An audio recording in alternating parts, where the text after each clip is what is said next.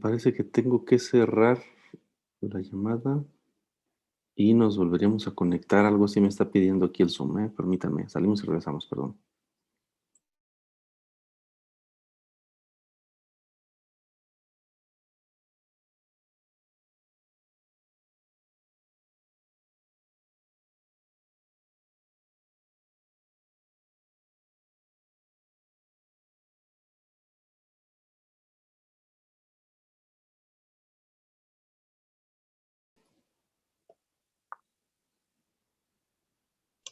Sí, profe. Ok. Sí, es que apenas me la entregaron ayer en la tarde y no había abierto este Zoom. Muy bien. A ver, entonces voy a tomar asistencia así rápidamente. Empezamos con Miguel,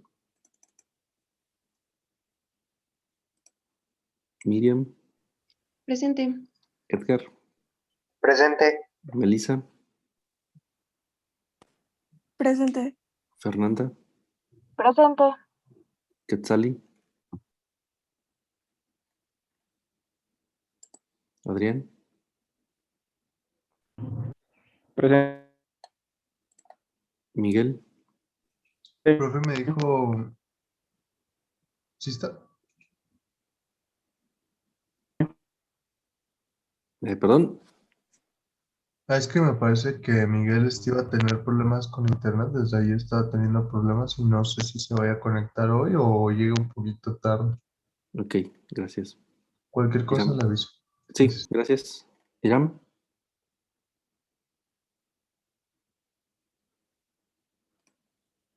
Elisa, Presente.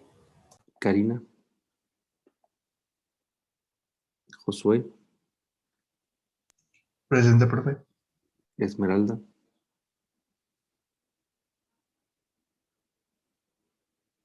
Denis,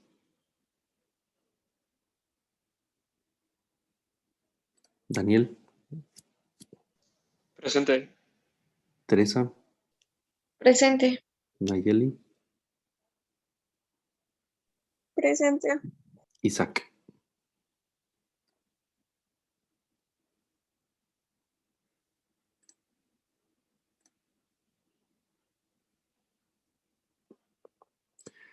Muy bien.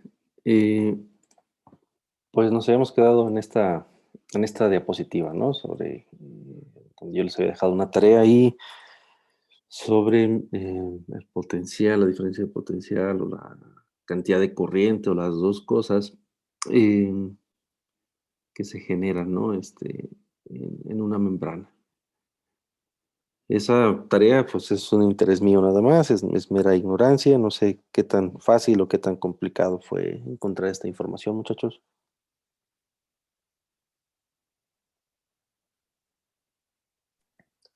Bueno, para mí, para esa temperatura en específico y todo así, sí estuvo un poquito complicado. Ujú. Sí, como que la temperatura era como que el dato Cambiaba todo. que cambiaba todo, sí. Mm, Porque yo encontraba distintas diferencias de potencial, pero era como que así muy general, ¿no? ok, y a temperatura del cuerpo, ¿no? ¿Y qué diferencia de potencial hay? ¿Cuánto hay, muchachos? Yo le puse que menos de menos 70 milivoltios, pero no estoy seguro ahora, así que 70 milivolts. sí, menos Ok, 70. Ujú. menos 70. Ok. ¿Alguien más puso algo diferente?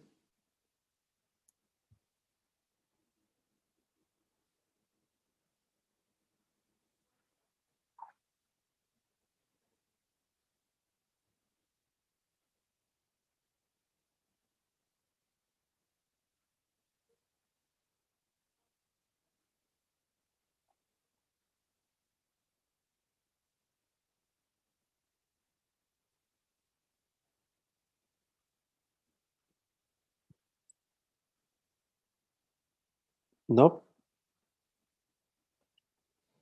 Ok. ¿Y en corriente alguien encontró algo en corriente?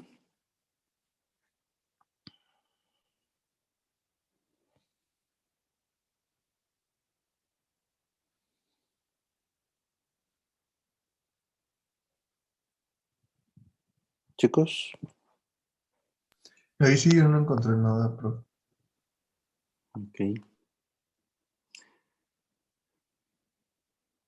Bueno, yo les dejé esta tarea pues y lo comento y me interesa, me voy a leer sus tareas, precisamente porque estoy trabajando con un equipo, ya les había dicho, ¿no? Yo trabajo en bioimpedancia, bueno, en impedancia, esa es como una de las líneas principales.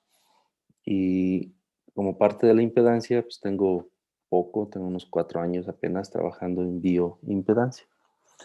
Entonces, en bioimpedancia se utilizan unos instrumentos. Adquirí una balanza que así se llama, balanza de bioimpedancia. Y en esa balanza, como parte de la técnica, necesitas aplicar una perturbación al cuerpo. Y esa perturbación me parece que es muy grande, pero no lo sé. Esa perturbación es de 500 microamperes. Me parece que es mucho. Eh, bueno, esa es mi impresión. Entonces yo estoy haciendo unos estudios para ver si con cuánta corriente es suficiente para encontrar una buena medición, ¿no? En el sentido de repetibilidad, reproducibilidad, un buen espectro, etc. Entonces, me parece que 500 microamperes es mucho. Entonces, no sé con cuánto se alcance a perturbar el sistema, ¿no? En este caso, pues las células de la piel, ¿no? Pongo los electrodos ahí sobre la piel, en los brazos, en las piernas, etc. Y en cuanto a tensión, lo hemos modificado. No se ve un cambio aparente ahí, ¿no? De que algo está ocurriendo. Por eso me pregunta, ¿no? Entonces, si al final del día lo que yo estoy midiendo es ahí en la piel, pues células, y en el tejido muscular o el óseo o el intravenoso, pues también son células, pues con cuánta energía le alcanzo a perturbar. Ustedes se encuentran por ahí que en 70 milivolts, 80 milivolts, pues entonces el equipo que tengo no es eh, lo suficientemente sensible para alcanzar a detectar esos cambios que ustedes me están comentando, ¿no? Porque yo no lo veo. Estoy aplicando un volt, y no alcanzo a ver ninguna perturbación en la respuesta que el equipo me da, ¿no? Entonces, pues me parece interesante y ese es el motivo, pues, de esta tarea. Y bueno, que vean, pues, que es una de las aplicaciones, que me imagino hay muchas más, pero es una de las aplicaciones, ¿no? De conocer un tanto de esta información. Muy bien, pues muchas gracias. Entonces vamos a iniciar con el último tema de esta unidad, que tiene que ver con equilibrio heterogéneo, ¿vale? Entonces, el equilibrio heterogéneo, pues ya habíamos hablado un poco, pues, sobre el sistema o los sistemas que son homogéneos, donde nada más hay una fase. Pues el heterogéneo es ese, ¿no? Donde no hay una sola fase, ¿no? Hay distintas fases, puede haber dos, tres o más fases involucradas en el sistema, ¿no? Y la idea es que tengamos ese equilibrio, ¿no? Entonces, puede haber un equilibrio entre sólidos y gases, entre sólidos y líquidos, entre líquidos y gases, en fin, de cualquier sistema, ¿no? Entonces aquí nosotros nos vamos a enfocar en uno de ellos, ¿no? En uno en particular que tiene que ver con diversas aplicaciones en el campo de la química. Em, Permítame. Denis, claro, Denis, ahorita lo corrijo, a ver, permítame de una vez. Ahí.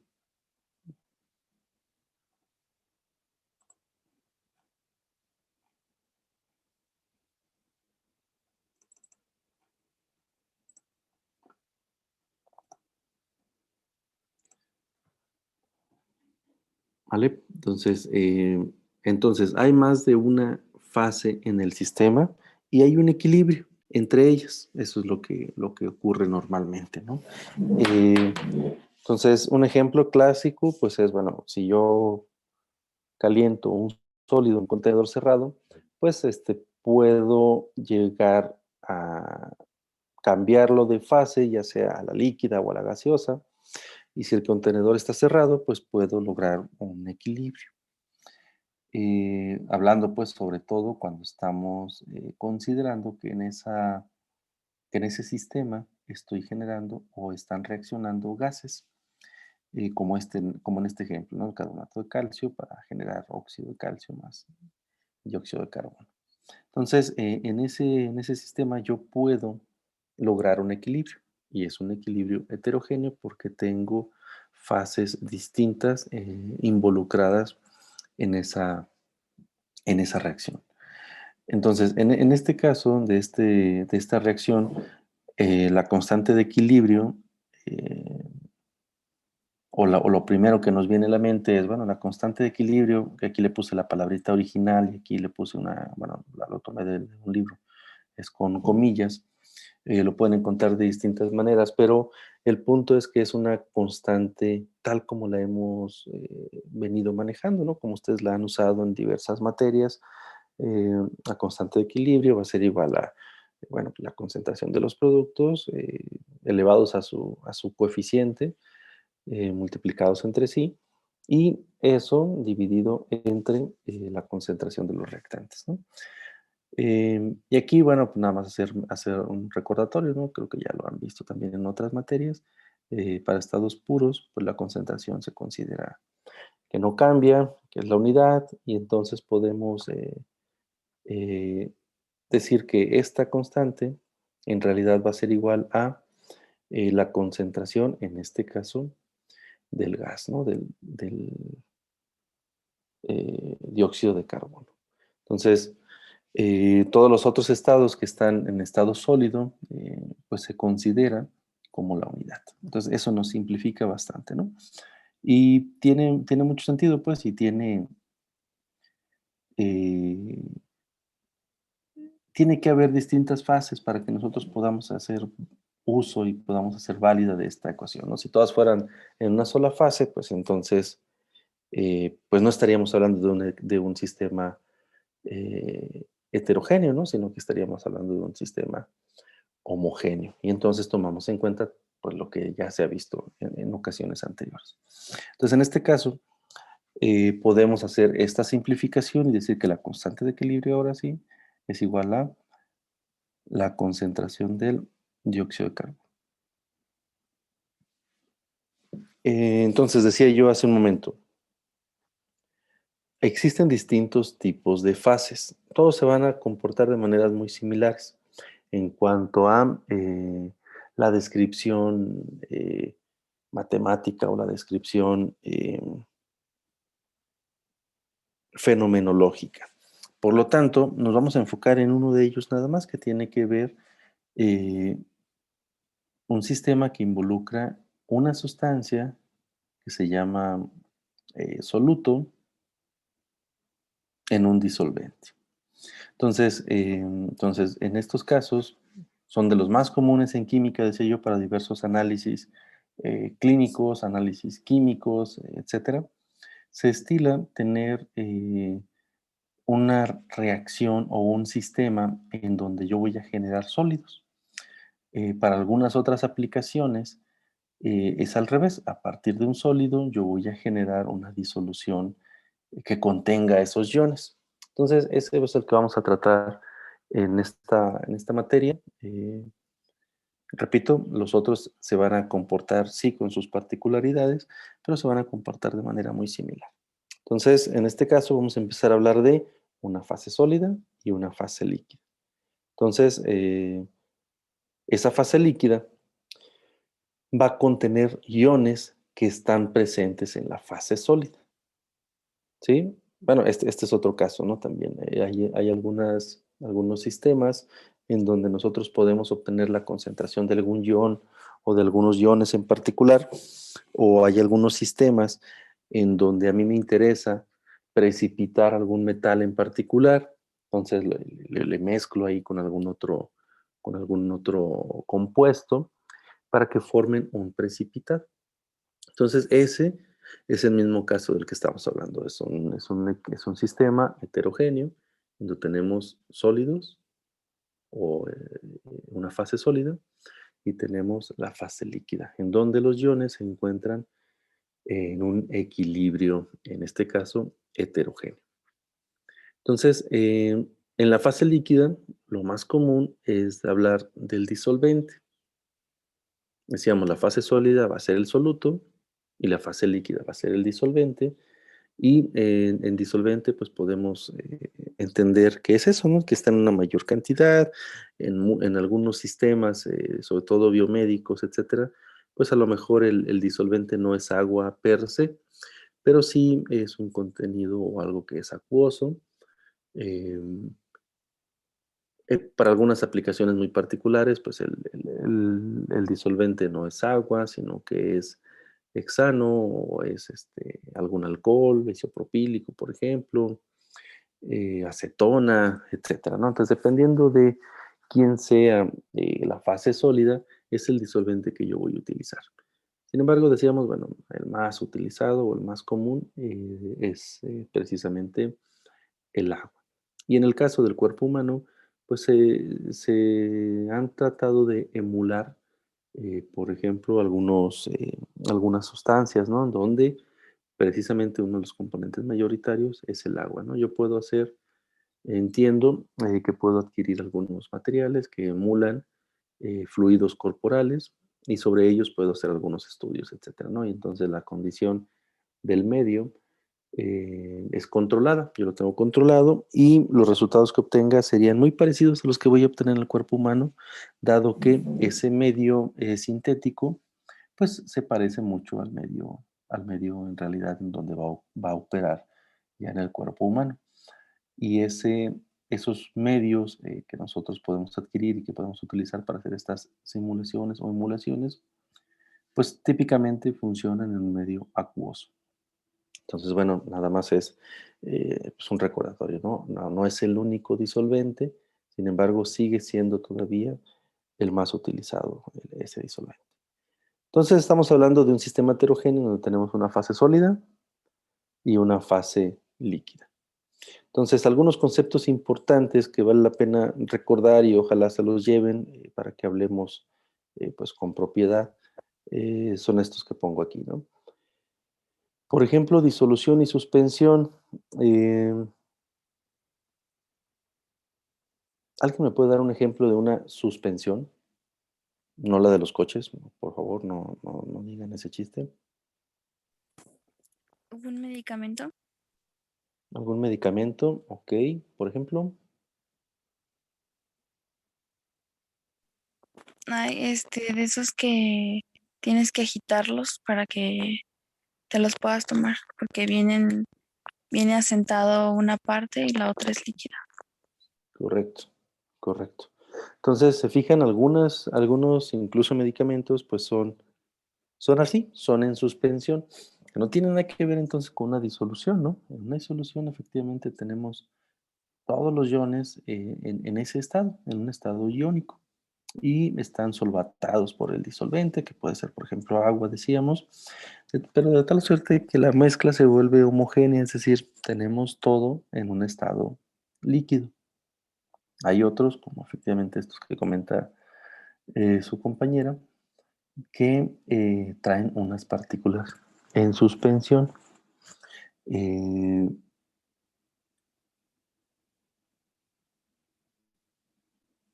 Hay más aplicaciones, pues a lo mejor no les aplican tanto, no lo sé, pero los chicos de nano, pues, que trabajan con nanopartículas, o en mi caso, yo no soy ingeniero en nano, pero trabajo con nanopartículas y sí me encuentro con esos detalles, ¿no? Que a veces algunos alumnos, algunos investigadores dicen, pues hice una disolución de las nanopartículas de plata, ¿no? Entonces, en realidad, esas no se disuelven, ¿no? Esas están en una suspensión siempre, ¿no? Y eso es un tema completamente nuevo en la nanotecnología. ¿Cómo voy a lograr que las partículas estén suspendidas, estén estables durante un tiempo prolongado, ¿no? Es un tema interesante, precisamente, o al menos en lo que yo estoy trabajando, es un tema interesante precisamente porque lo que yo hago son nanopartículas de magnetita. Y esas las están utilizando para tratamientos, todavía están in vitro, de cáncer de hígado y cáncer de cerebro. Entonces resulta interesante que ya que tenemos las nanopartículas en el medio, ese que les comento, y que luego los utilizan para alguna línea celular, por ejemplo, me viene a la mente ahorita es la que más me acuerdo, pues la HEP-G2, que es una línea celular para cáncer de hígado, pues hay que agregarle ciertos microlitros. Y esa cantidad de microlitros, pues la toman de un contenedor. Y ese contenedor, pues está ahí paradito, ¿no? No, está inmóvil. De tal suerte que lo que vimos es que la cantidad de nanopartículas que tomaban al inicio, que después de 2 horas, que están sembrando y sembrando y sembrando las nanopartículas en los tubitos ahí para ver el efecto sobre las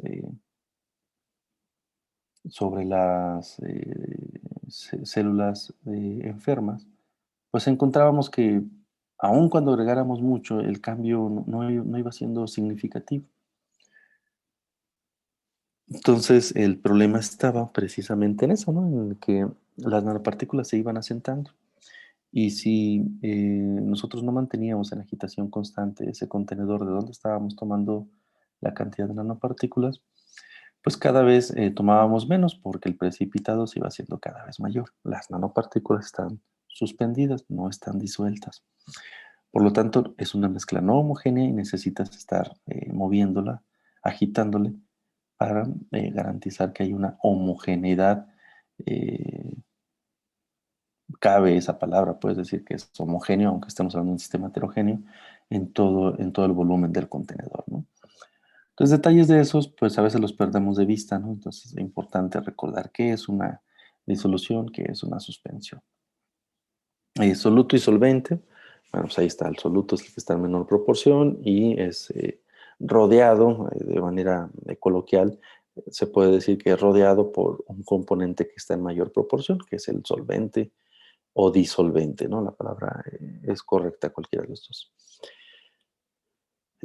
Una disolución saturada o insaturada, pues en la insaturada podemos seguir adicionando la cantidad sólida o la sustancia sólida y se va a seguir disolviendo, se va a seguir separando en sus componentes originales y va a llegar un punto en donde ya no se va a poder disolver más, entonces se dice que la disolución ha llegado a su punto de saturación.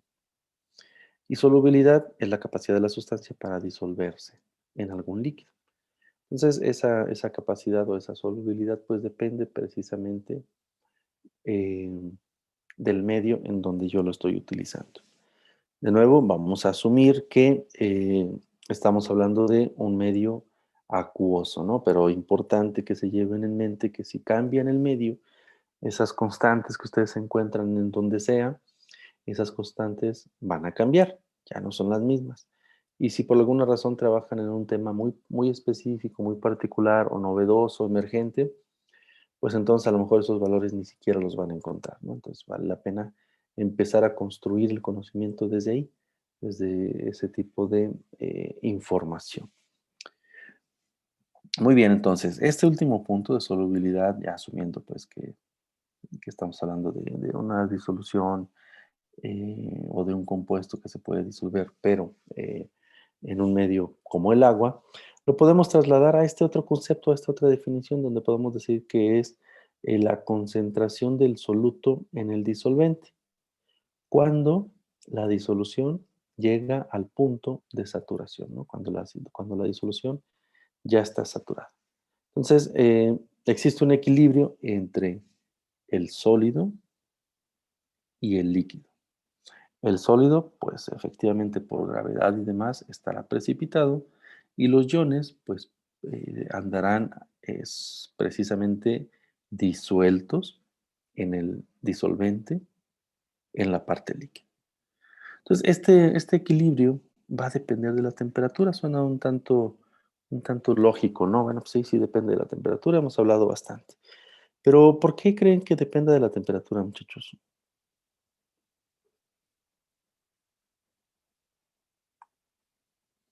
¿Cómo estaría el efecto de la temperatura en este sistema que estamos hablando de un equilibrio entre sólido y líquido?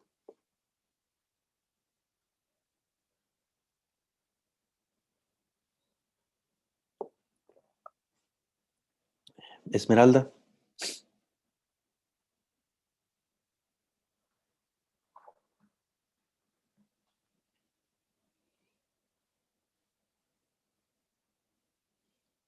Bueno, Esmeralda.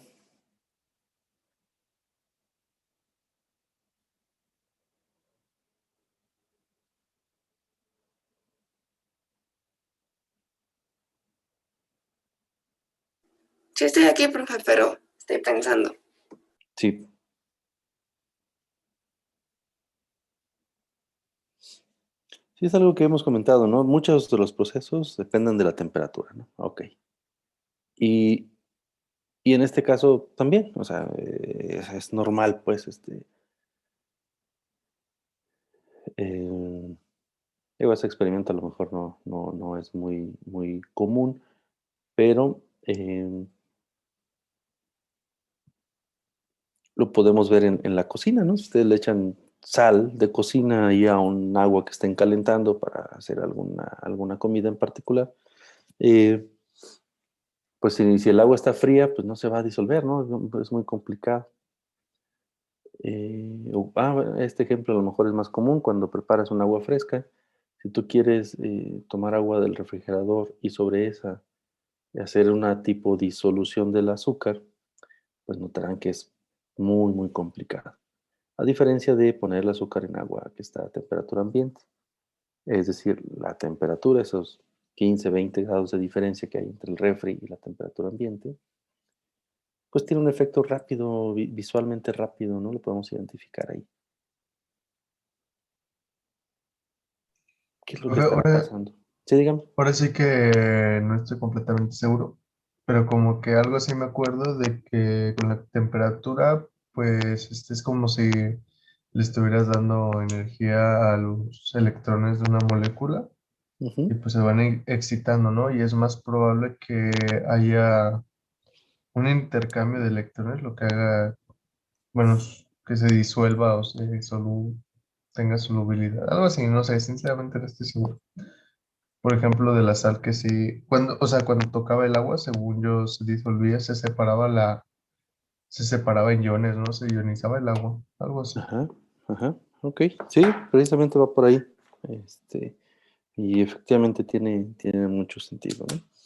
Em, em, Esta es una explicación así muy sencillita y bueno, tiene que ver con lo que usted comentaba hace un momento.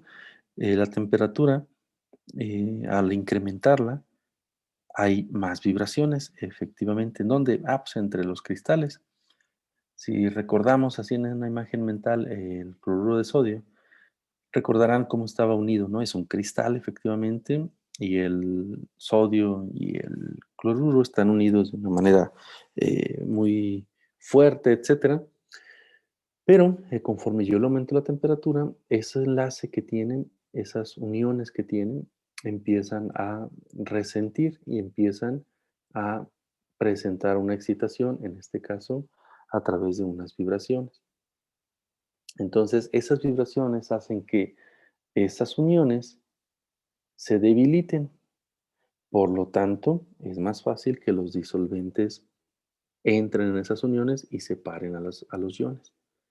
Si no están esas interacciones, pues de todas maneras, ¿no? El disolvente puede entrar y puede separarlos, pero esa unión que tienen los iones sigue estando intacta, sigue siendo muy fuerte, y por lo tanto al disolvente le va a costar más trabajo. Es por eso que tenemos que administrar la energía, ¿no? Volviendo al ejemplo de preparar agua fresca, si tú le pones azúcar, pues nada más va a caer al suelo, ¿no? Si tú le pones sal, pues lo más probable es que caiga al suelo también, ¿no? Bueno, al fondo del contenedor. Y en cuanto tú le empiezas a agitar, que le estás poniendo un tipo de energía, entonces empiezan a disolver, ¿no? Eh, esa es entonces la idea, ¿no? Que con la temperatura empiezan a hacerse más fáciles esas disoluciones precisamente porque las uniones entre los átomos se debilitan. Y se debilitan porque la temperatura aumenta unas fuerzas vibracionales entre los átomos, en las uniones de los átomos. Ok. ¿De qué otra cosa dependerá, muchachos? ¿De qué otra cosa creen que dependa esa solubilidad de los iones en un líquido?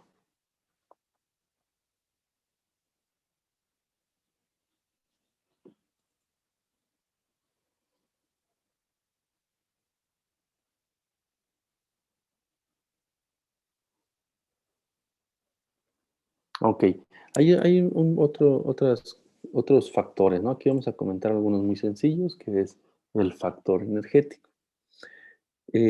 Pues ahorita platicamos un poquito sobre esas fuerzas de unión. Entonces, esta fuerza de unión, pues es distinto de cada molécula, ¿no? Entonces, y además es distinto cómo se va a comportar esa unión en un disolvente o en otro. Sí, entonces esa fuerza de unión entre los átomos, entre los iones, va a depender de cada ion y en qué lo estoy disolviendo. Acuérdense de esa frase, ¿no? Que dice, es una sustancia polar, se disuelve en una sustancia polar, una no polar en una no polar, etcétera, ¿no? Entonces, eh, con eso en mente, con esa idea en mente, pues es más fácil de entender, ¿no? Este factor energético, pues va a depender de los iones.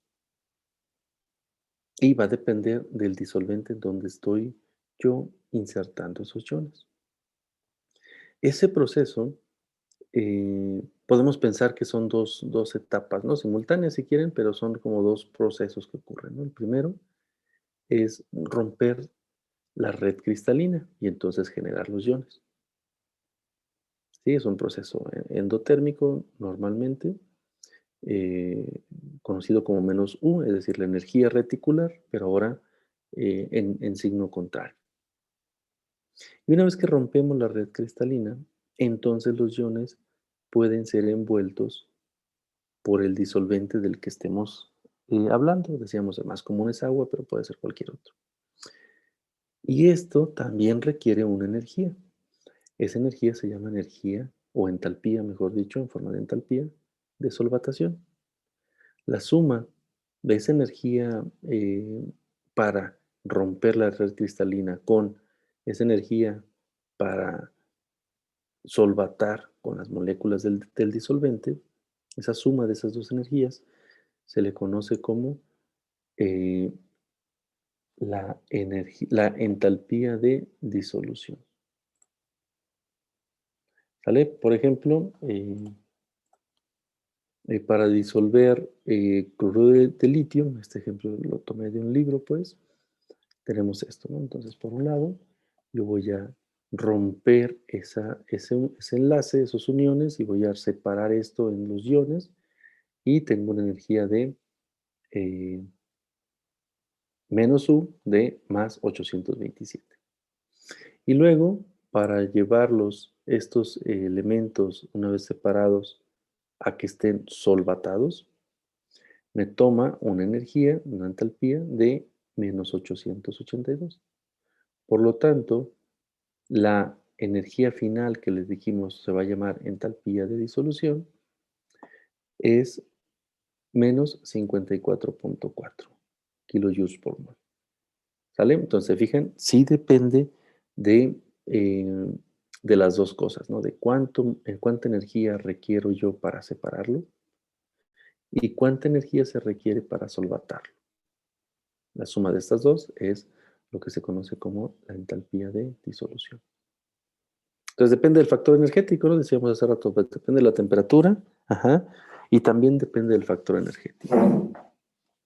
Finalmente, bueno, nada más a considerar, en algunos casos es algo muy, muy importante, en otros no tanto, el factor entrópico, en donde, pues considerar o tener en mente que la entropía va a favorecer esta parte de disolución precisamente porque crece, ¿no? Cuando lo tenemos en un sólido, pensemos o de nuevo en el cloruro de sodio, pues tenemos un ordenamiento muy claro. Por lo tanto, la entropía es minimizada. A diferencia de cuando ya los separamos, entonces cada uno por su lado, con movimientos aleatorios, etcétera, la entropía efectivamente aumentará. ¿Vale? Entonces, ese tema también es uno de los factores que influyen precisamente en estas capacidades de solubilidad de los líquidos y sólidos. Bueno, de los sólidos en los líquidos. ¿Vale? Muy bien. Como parte de este mismo de solubilidad, entonces vamos a hablar de un concepto que se llama producto de solubilidad. Ese producto de solubilidad ocurre cuando mezclamos dos disoluciones en donde los iones pueden reaccionar entre sí o pueden mezclarse entre sí y formar una sal insoluble, la cual pues va a precipitar. ¿Tienen algún ejemplo? ¿Les viene algún ejemplo a la mente ahorita? ¿Alguna práctica que hayan hecho antes en la prepa, por ejemplo, de precipitación?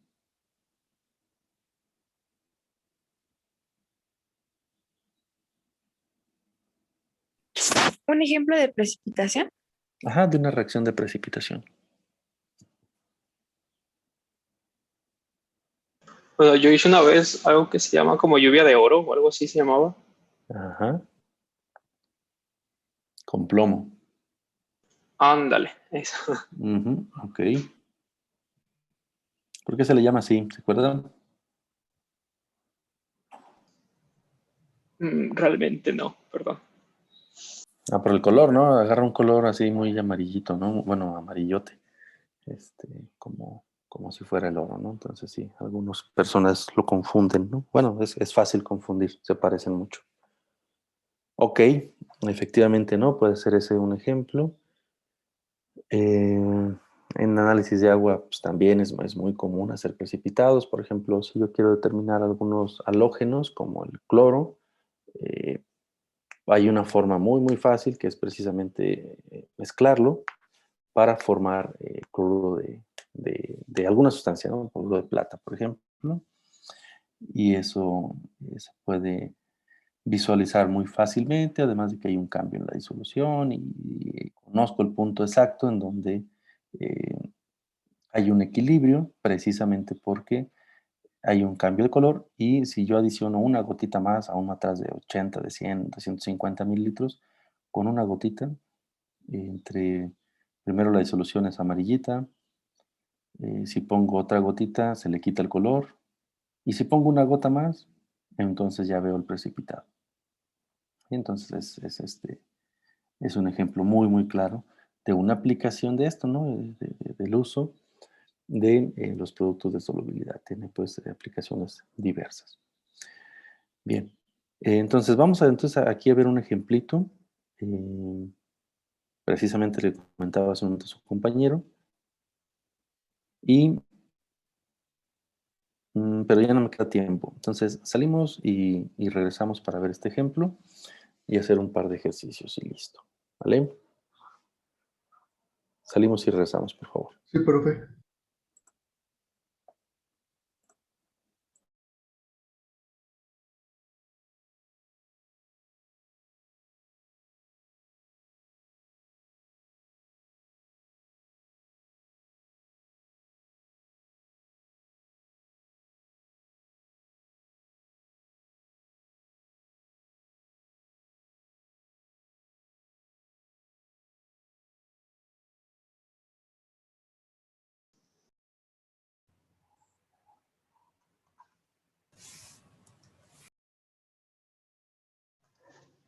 Profe, soy Miguel Méndez y ahorita se me estaba, bueno, tenía problemas con mi internet. No sé si ya nombro lista. Yo también, profe. Soy Isaac Vázquez.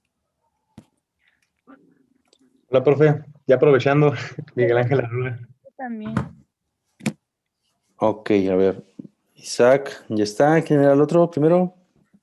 Miguel Arruga Méndez. Ortiz. Ajá. Y Ramírez Estrada, profe. Yo también, profe. Hernández Gaspar.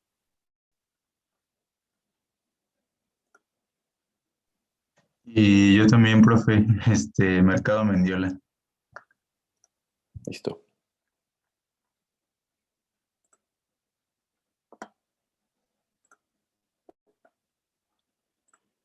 Muy bien. Entonces, para hablar de este producto de solubilidad, pues vamos a tomar como ejemplo este caso, ¿no? Que es muy, muy estudiado, muy conocido, precisamente por esto que comentábamos, ¿no? Lo de la lluvia de oro. En realidad las reacciones son estas, ¿no? Estamos mezclando nitrato de plomo y si le ponemos yoduro de potasio, entonces podemos llegar a este compuesto, ¿no? El yoduro de plomo 2, el cual es amarillo como el oro, ¿no? Entonces por eso se le llama así, lluvia de oro efectivamente. Bueno, yo les ponía el ejemplo, ¿no? De determinación de cloruros en agua, por ejemplo, o yoduro en agua, por ejemplo. Son sustancias que las podemos medir por distintas técnicas, pero para evitar que se pierdan, por ejemplo, el cloro, el bromo, todo eso se pueden hacer, el yodo, se pueden hacer gas relativamente fácil y lo podemos perder, pues, y podemos no contabilizarlo, no medirlo, si nos vamos por alguna técnica estequiométrica. Eh,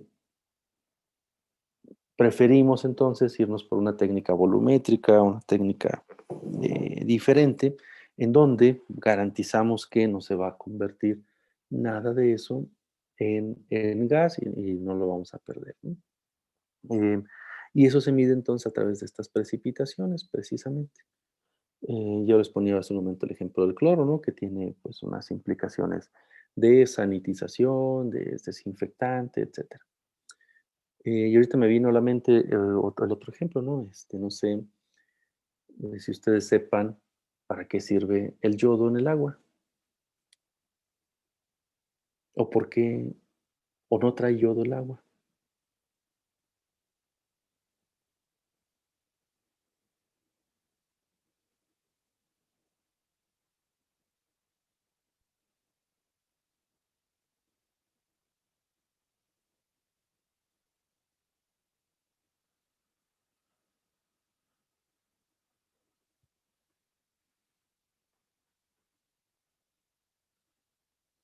¿O para qué necesitamos yodo o no necesitamos yodo nosotros, el cuerpo humano?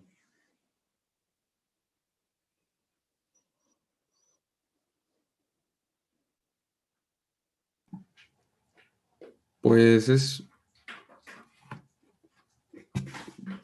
como para, ay, pues para la conductividad, ¿no? Es que es un electrolito que necesitamos. Eh,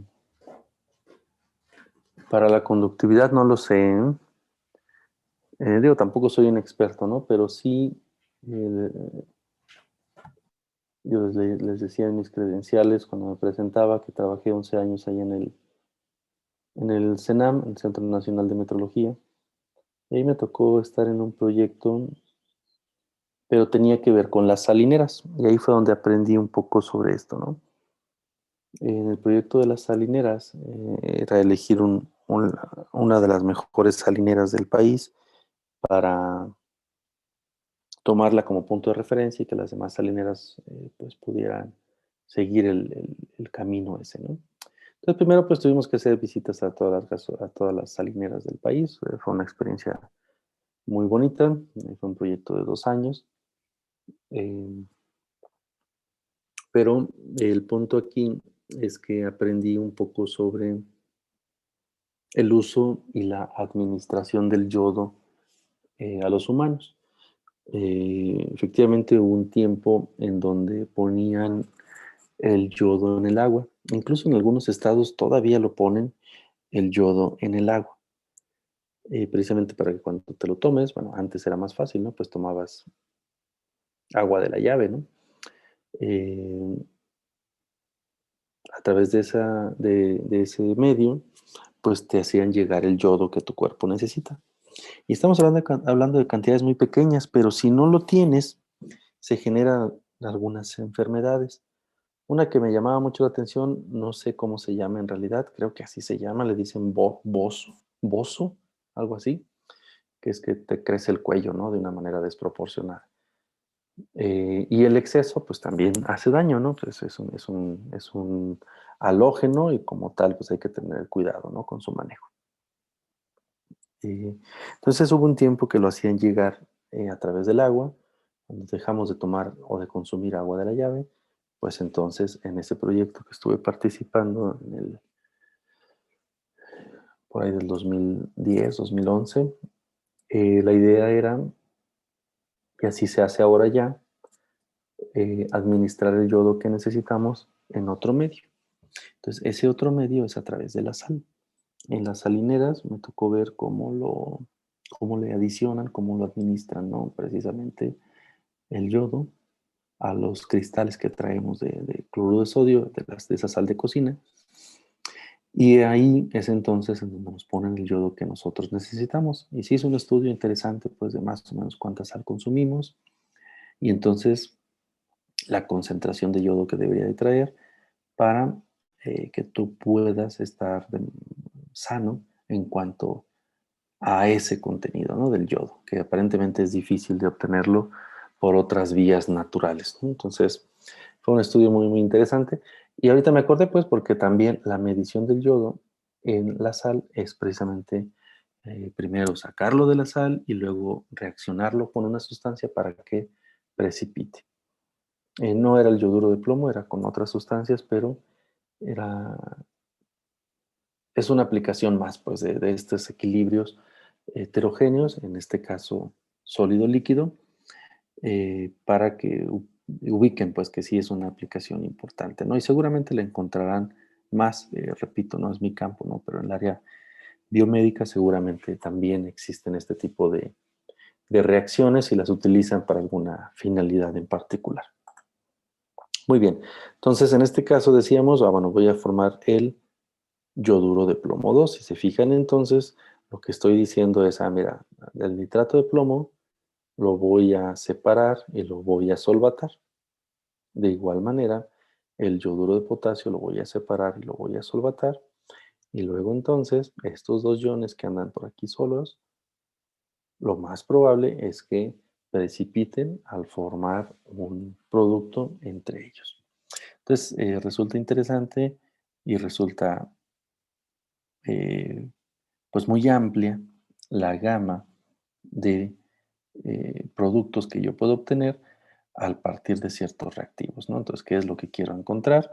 Entonces, a partir de ahí puedo yo estar pensando en las reacciones que debería yo de generar para lograr el objetivo en particular, ¿no? En este caso de ejemplos de precipitación, pues necesitaría saber cuáles son los iones que necesito tener en disolución para que luego ellos reaccionen y se forme ese precipitado. Pero ese precipitado va a depender de varias cosas, ¿no? Ya decíamos, bueno, primero para separarlo, pues necesito saber o va a depender de la unión que hay entre los iones.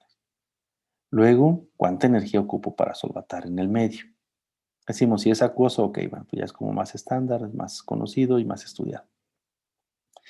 Y finalmente, para que se pueda dar este precipitado, pues necesita haber una cantidad en equilibrio en el líquido y el sólido. ¿Sale? Entonces, en este caso, ¿cómo le haríamos? Pues recorremos de nuevo, ¿no? Las constantes de equilibrio, que ya no las sabemos, y decimos, bueno, pues dependen de la concentración de los productos, si se fijan, elevados a, en este caso, al coeficiente, que en este caso sí hay un coeficiente diferente para el yoduro, sobre la concentración de los reactivos, ¿no? Entonces, de nuevo, decíamos que para el caso de los sólidos, esa concentración pues, va a ser constante, no va a cambiar, etcétera, y se asume que es como la unidad, Por lo tanto, esta constante se convierte en la constante que se le llama producto de solubilidad y depende en este caso entonces nada más de los iones, ¿no? En este caso del plomo y del yoduro elevados a su coeficiente estequiométrico. De nuevo, necesitamos que sea heterogéneo, ¿no? Entonces, en este caso sí podemos hacer esta simplificación. Si este también fuera acuoso, pues entonces nos vamos al homogéneo y nos quedamos con lo que ya teníamos anteriormente. ¿Vale? Entonces, esta constante, decíamos, que se vuelve un producto la constante de producto de solubilidad, pues depende de cada compuesto, ¿no? De cada sal. Y aquí lo podemos encontrar, ¿no? Para el yoduro de plata, cloruro de plata, bromo de plata, bla, bla, bla. Tenemos entonces aquí los valores encontrados para esa constante de producto de solubilidad, así se llama. ¿Sale? Entonces aquí la tenemos. Ahorita voy a volver en esa tabla para que hagamos un ejercicio, ¿no? Nada más para finalizar, si los productos de las concentraciones elevados a sus coeficientes estequiométricos es menor que esta constante, es decir, si yo hago esto y este valor que depende pues de las concentraciones de los iones, es menor que la constante de producto de solubilidad, entonces no hay precipitado. No hay un equilibrio todavía y no hay precipitado. Sí, en este ejemplo, bueno, si este producto es menor que la constante del producto de solubilidad, entonces no habrá precipitado porque no hay equilibrio.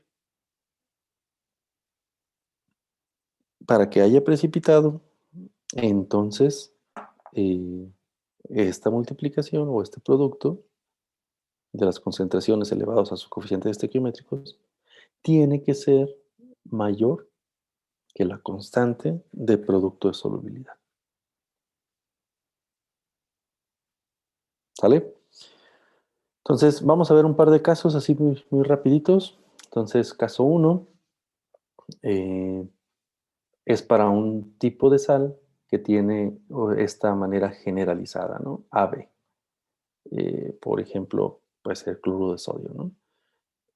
Tenemos AB en sólido, que lo vamos a llevar a A más y B menos, a sus partes iónicas. Entonces, hay unas constantes de solubilidad que se asumen como S. La solubilidad S, entonces se fijan, si yo lo separo, me va a dar la misma concentración de A que de B, ¿no? Bueno, de los iones A que de los iones B. Por lo tanto, esa constante de producto de solubilidad sería igual a la concentración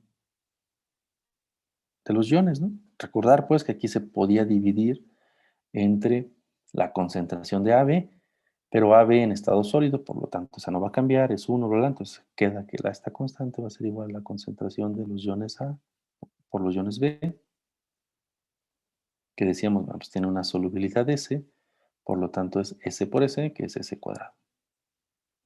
Por lo tanto, esa solubilidad va a ser igual a, pues, la raíz cuadrada, ¿no? Si yo quiero despejar S cuadrado, dijimos que S cuadrado es igual a KS, pues S es igual a la raíz cuadrada de KS. ¿Sí?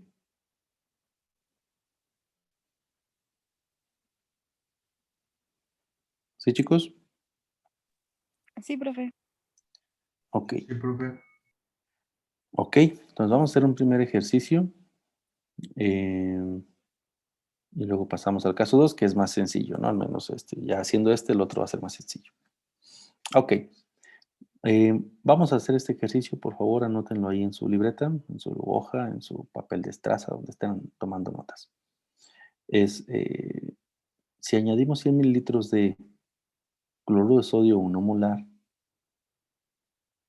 a 1 litro de nitrato de plata 0.01 molar,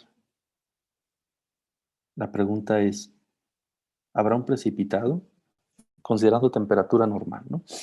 Y cuando digo temperatura normal, pues me refiero a que podemos tomar este valor, que es a 25 grados Celsius, como KS, ¿no? Contra el cual nosotros vamos a comparar. Muy bien, ese valor de KS, en este caso, ¿para qué sustancia sería? Entonces, hagan por favor la reacción y ahorita comentamos.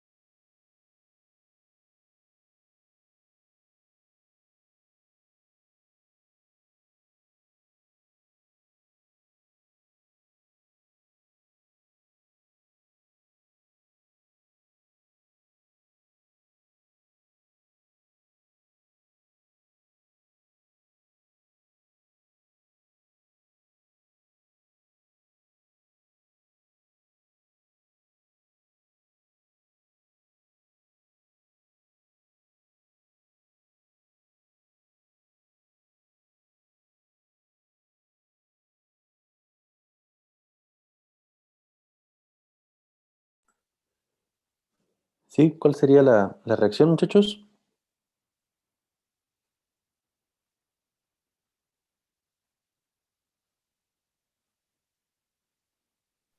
Da cloruro de plata con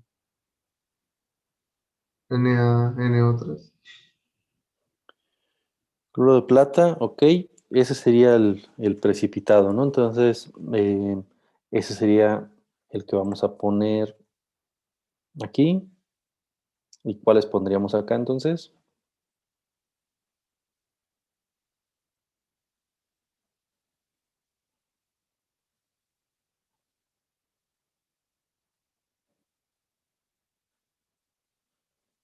Podemos poner como catión a la plata más y como anión al cloruro menos, ¿no? Y esto nos va a dar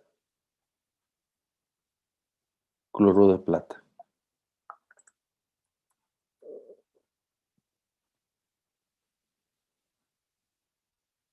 La constante de su producto de solubilidad de cloruro de plata es 1.7 por 10 a la menos 10.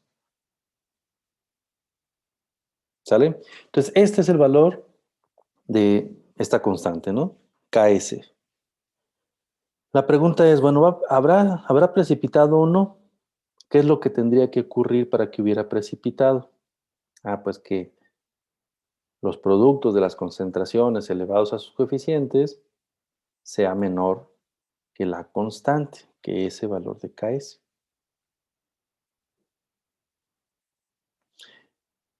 Y este valor que yo voy a obtener, pues lo puedo obtener precisamente de las concentraciones, ¿no? ¿Dónde está? Aquí está. De las concentraciones de A y de las concentraciones de B. Entonces, lo que hay que calcular, cuál es la concentración del ion positivo y cuál es la concentración del ion negativo. ¿De cuáles? Pues de estos que acabamos de comentar, ¿no? Si es para cloruro de plata, pues entonces es plata y es cloruro.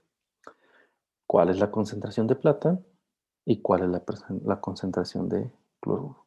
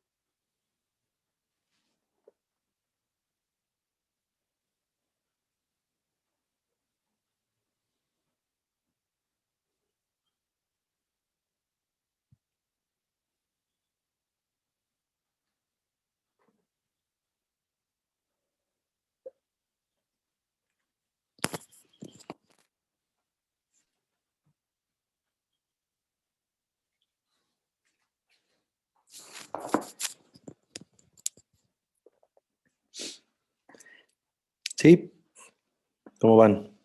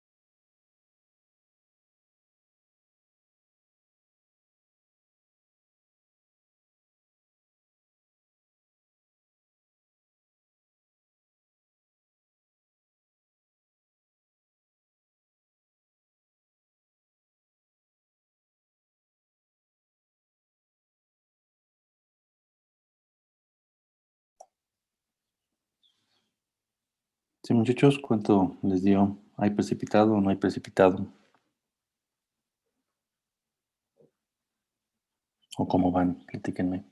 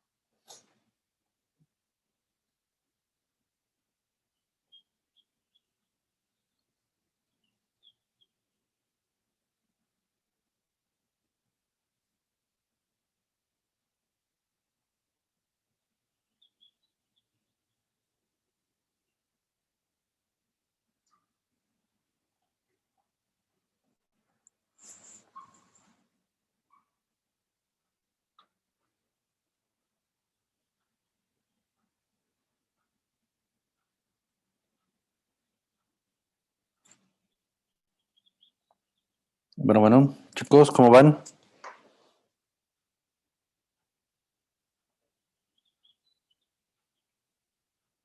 Mal, profe. Este,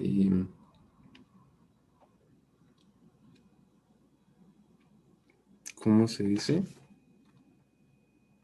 Hace ratito se me pasó tomarle captura al otro ejemplo Ah, y me perdí. ¿A cuál? ¿A este? Ajá.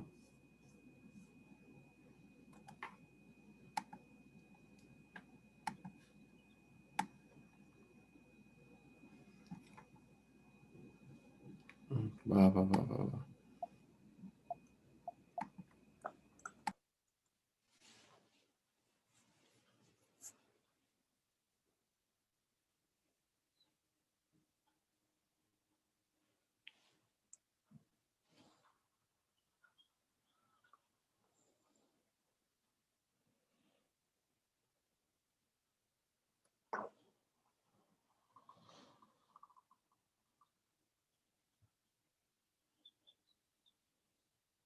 ¿Alguien lo pudo hacer ya?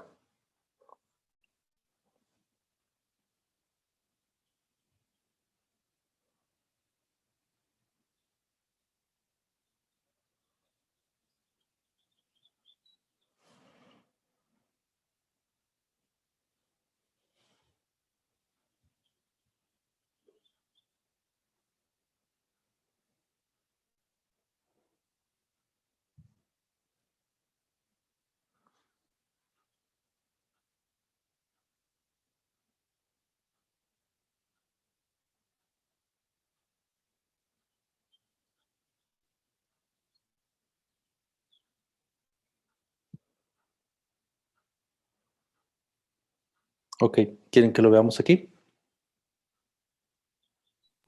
Sí. Sí, profe, por favor. Ok, sí, miren, entonces la pregunta es, bueno, ¿se va a formar precipitado o no? Dicho de otra manera, es, bueno, si yo conozco, por ejemplo, en esas aplicaciones que decíamos para conocer cloruro, para conocer plomo, para conocer yodo, estos ejemplos que les ponía, y muchos más que andan por ahí, pues necesito saber en qué concentraciones voy a estar, o en qué concentraciones, en qué intervalos de concentraciones debería de estar para poder llegar a ese equilibrio heterogéneo, pues. Y llegar a ese equilibrio involucraría una estabilización, o eso, pues, la palabra en sí, un equilibrio entre las dos fases. Y vimos un poquito de la teoría. Ahora, bueno, y si lo llevo a un caso real, bueno, ¿y se va a formar precipitado o no? Eso me permitiría predecir y controlar y manipular procesos, lo que querramos, ¿no? Ya después. Ok. ¿Cómo sé si, por ejemplo, si yo agrego 100 mililitros de cloruro de sodio en una concentración a nitrato de plata, otra concentración? ¿Cómo sé si voy a ver precipitado? A mí me interesa, por ejemplo, controlar el proceso o estar monitoreando el proceso justo a través de esta reacción de precipitación, pero necesitaría saber en qué concentración está uno y en qué concentración está otro, y a partir de ahí empezar a predecir y controlar. Ahorita no es el caso, ahorita nada más es saber, bueno, y ¿va a haber precipitado o no en esta reacción? Bueno, pues lo primero que había que hacer, decíamos, era encontrar la reacción. En este caso, alguien por ahí dijo, bueno, pues se va a formar cloruro de plata, ¿no? Efectivamente, se va a formar cloruro de plata, y este cloruro de plata, pues involucra entonces iones positivos y iones negativos. Básicamente, entonces, lo que había que encontrar era esta constante y compararla contra el valor teórico. Para que haya precipitado, decíamos, esto tiene que ser mayor que el valor teórico. Si esto es menor que el valor teórico, entonces no va a haber precipitado. Entonces, básicamente lo que había que calcular era la concentración de los iones de plata y la concentración de los iones cloruro. De la concentración de los iones de plata, pues es esta ecuación, ¿no?, que tengo aquí. Bueno, no se ve aquí la de La de plata está acá más arriba. Pero S1V1 igual a C2V2, una ecuación que ya conocen y manejan. Pues básicamente es C1, que sería la concentración de, por ejemplo, el nitrato de plata, que es cuando se disocie, pues va a haber la misma concentración de nitratos que de plata, por lo tanto es 0.01. Por V1, es decir, el volumen en donde estaba contenido esa plata, que era 1 litro. Entonces sería 0.01 por 1. Va a ser igual a C2, que es lo que ando buscando, la concentración 2, por V2. Ese V2, ese volumen 2, involucra el litro original donde estaba diluido, más la cantidad que le agregué, que eran otros 100 mililitros. Entonces es 0.01 por 1 entre 1.1. Me da 0.0090. La de cloruros es esta que se alcanza a ver aquí. De igual manera, la concentración original era 0.1 en un litro. Y eso lo divido entre el volumen final. Y es 0.090. ¿Se fijan? Los coeficientes estequiométricos aquí pues son 1. Por lo tanto, nada más los multiplico así directo. Y es 8.3 más o menos por 10 a la menos 4. El valor de la constante del producto de solubilidad es 1.7 por 10 a la menos 10. 8.3 por 10 a la menos 4 es menor o es mayor que 1.7 por 10 a la menos 10. Ah, pues es mayor. Ok. Si es mayor, entonces sí hay precipitado.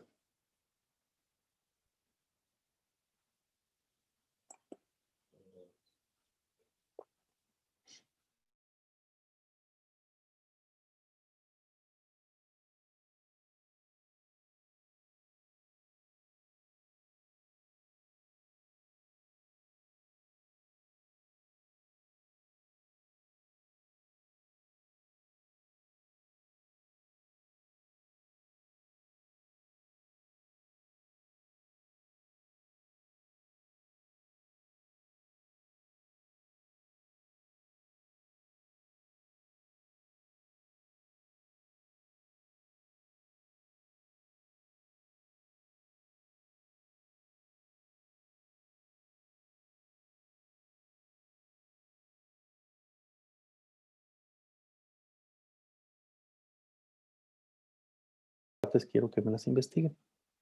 Del pH van a encontrar bastante. Pues ahí sí, limítense a, no sé, a una página y media, ¿no? Cuando mucho. Una página, una página y media, cuando mucho. De ion común y proceso redox, pues a lo mejor no encuentran tanto. Está bien, una página de cada cosa. ¿Sale?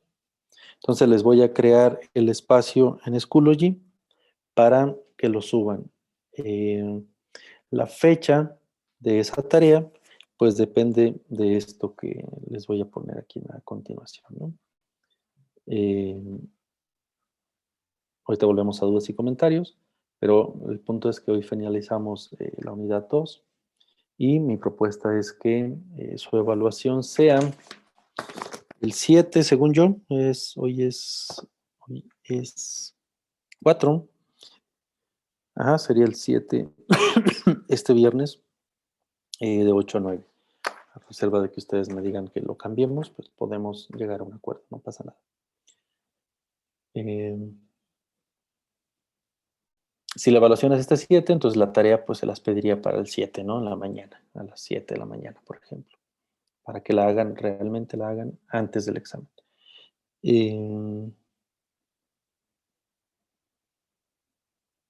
¿Qué opinan? ¿Qué les parece?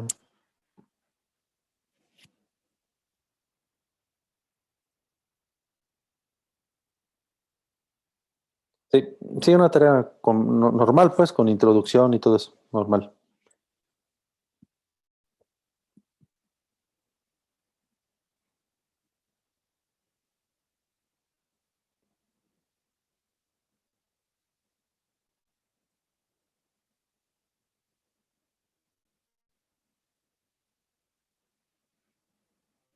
Entonces, el examen va a ser de 1 hora. Sí.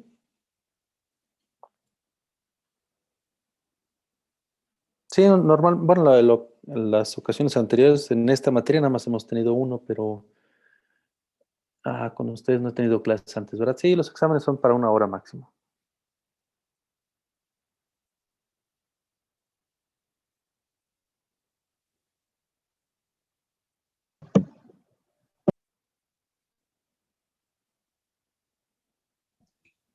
Pues yo digo que está bien. ¿Y si lo cambia para el martes 11? ¿Qué opina? Pues por mí no hay ningún problema, nada más la unidad 3 se nos va a juntar, pero como ustedes me digan, pues. Esa es la pregunta, pues, si tienen exámenes que me digan el viernes tengo otros 3 exámenes, pues lo cambiamos, no pasa nada. Para el siguiente martes, sin problema. Y al viernes arrancamos entonces unidad 3.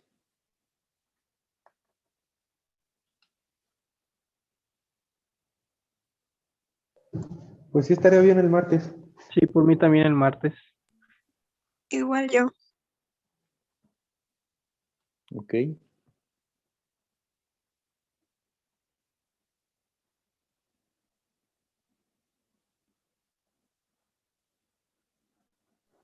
Sí, está bien, profe. Ok, entonces es Profe, martes, ¿qué? también 11. 11. Profe, también no sé si nos pueda subir las diapositivas. Sí, ahorita lo subo. Ok, muchas gracias, profe. Muy bien, entonces igual la tarea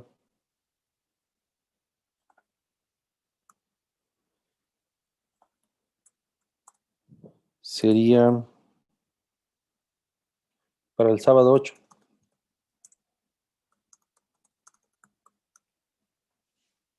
¿Vale? Pues ahorita les creo el espacio ahí para el sábado a mediodía. Y subo esta presentación. Y listo. Entonces arrancamos el viernes, nos vemos para arrancar unidad 3. Que algunos temas pues ya los hemos visto aquí, pero avanzaríamos con el temario. Y volvemos al examen entonces el siguiente martes. ¿Vale? Sí, profe, gracias. Muy bien, Perfecto, profe. chicos. Sale pues. Que Gracias, tengan profe. buen día. Cuídense mucho. Gracias, profe. Hasta luego. Hasta luego. Buen día, profe. Igual. Hasta luego, profe. Bye, bye.